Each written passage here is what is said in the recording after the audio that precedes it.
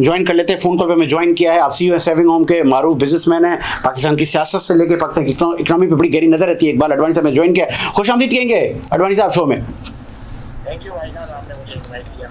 अच्छा, मुझे ये बताइएगा अडवाणी साहब, पहला आपसे मेरा सवाल ये है, अब दफ्तर खारजा से साइफर गुम हो गया, ये कहना है बानी पीटीआई का, और उन्होंने ये भी कहा है कि मैं वजीर आजम था, चौकीदार तो नहीं था।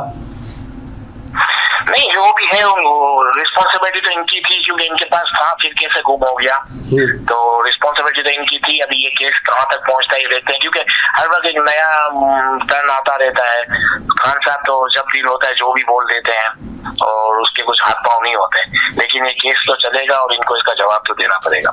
सलीम सचवानी पीटीआई से बैठे हैं स्टूडियो में, उनका ये कहना है कि दफ्तर खारजा में और स्टाफ भी होता है, उन्होंने घुमा दिया इसमें खान जिसकी जिम्मेदारी होती है संभालना। लेकिन वो इतने टाइम बाद बता रहे हैं दोबारा भी, अब जैसे जैसे वक्त गुजरता जा रहा है इनके बयान भी थोड़े चेंज होते जा रहे हैं, लेकिन मैं समझता हूँ रिस्पॉन्सिबिलिटी इनकी ही थी, क्योंकि इन्होंने ही सबको सामने आके बात भी की थी और बाद में वो डॉक्यूमेंट पेश नहीं कर सके, क्योंकि जब इन्होंने डॉक्यूमेंट दिखाए थे तो इनके पास ही थे। तो आई थिंक ये रिस्पॉन्सिबिलिटी इनके पास है, लेकिन अभी कोर्ट में तो हमारे आपको पता है ये केस चलते रहते हैं, तो इसका तो कोई हल नहीं है, लेकिन रिस्पॉन्सिबल तो खान साहब थे। अच्छा, ये भी बताइएगा, साबिका खातून अव्वल बुशरा बीबी ने कहा है कि खान साहब की जिंदगी को कुछ हुआ तो उसकी जिम्मेदार एस्टैब्लिशमेंट होगी, ये डायरेक्ट उन्होंने एस्टैब्लिशमेंट पे इल्जाम लगाया। दूसरा उन्होंने ये कहा है कि शहद में मुझे भी कुछ मिला के दिया गया, गालबन उनका इशारा जहर की तरफ था।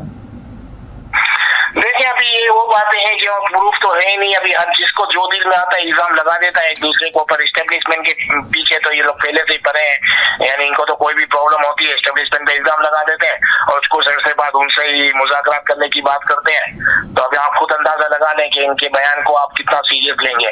अभी कुछ दिन बाद ये बोलेंगे कि हमको एस्टेब्लिशमेंट मुज़ाकरात करने हो, हमको एस्टेब्लिशमेंट जवाब नहीं दे रही, और कुछ दिन बाद दोबारा ये बोलेंगे, तो इनका कोई हल नहीं है इन चीजों का। अच्छा, आपको लगता है कि ये एस्टैब्लिशमेंट मुखालिफ बयानियाँ, अभी कुछ दिन पहले खान साहब ने कहा था कि जो IMF के दफ्तर के बाहर लोगों ने एहतजाज किया तो सवाल हुआ उनसे कि फौज मुखालिफ नारे लगे, तो उन्होंने कहा नहीं, ये इसका मुझे इल्म नहीं है।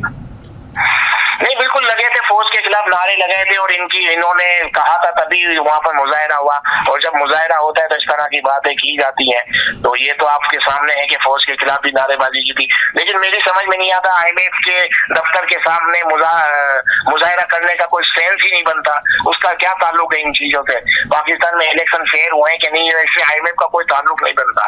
तो उस जगह पे मुजाहिरा करना सिर्फ पाकिस्तान को बदनाम करने वाली बात है, हासिल कुछ भी नहीं होगा इनको इन चीजों से। अगर इनको कुछ भी करना है पाकिस्तान में रहकर ही करना पड़ेगा, और पाकिस्तान में रहकर केस फेस करें और एक बयानिए पे अपने कायम रहे, हर वक्त अपनी बातों को चेंज करते रहेंगे तो लोगों को यानी इनके ऊपर बिलीव बिल्कुल खत्म हो जाएगा। आप कॉल पे ही रहे ना, सलीम सचवानी ने आपकी गुफ्तगू बड़े गौर फिक्र से सुनी है, मैं PTI का भी मौक़िफ़ ले लूँ, कल कहीं ये शिकवा रह जाए कि हमें जवाब देने नहीं दिया गया।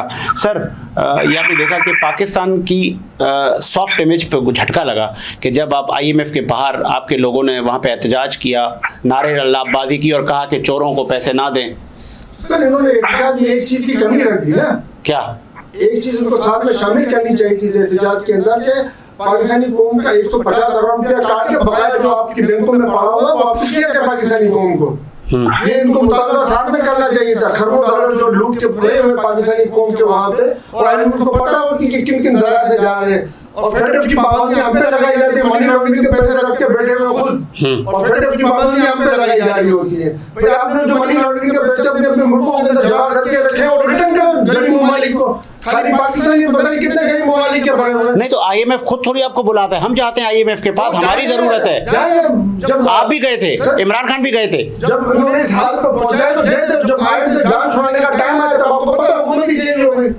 आप लोग मतलब आप IMF से जान छुड़वा लेते वरना। बिल्कुल, जब 40% डिस्काउंट रशिया से चला था IMF से जान छूटती हमारी, क्यों नहीं छूटती? 12 अरब डॉलर आपके बचते सालाना लेते क्यों IMF से? 6 अरब डॉलर 7 अरब डॉलर एग्रीड करते हैं आडवाणी साहब? पाकिस्तान के इस वक्त 30 अरब डॉलर, पाकिस्तान के 30 अरब डॉलर की पेट्रोलियम की मसनूआत है, हमने इंपोर्ट हो गई 30 अरब डॉलर की। आ गया, पॉइंट आ गया आपका। जनरेटर लेने हाँ। के डीजल के और जनरेटर लेने के 5 अरब डॉलर की हमारी इंपोर्ट। ठीक है सलीम साहब, मैं जवाब लेता रहूं।